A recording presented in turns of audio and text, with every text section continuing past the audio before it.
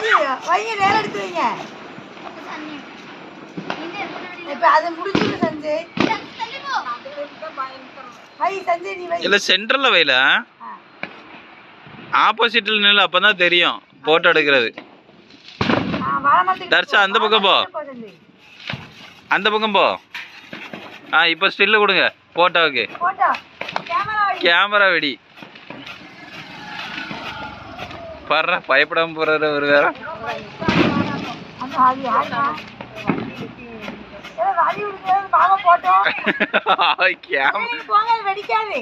Camera வெடிதான் போங்க.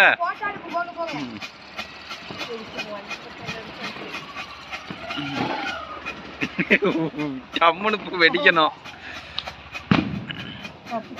ஏன்னா என்னெல்லாம் பண்ணுது ஆவி பிடிக்கா? சே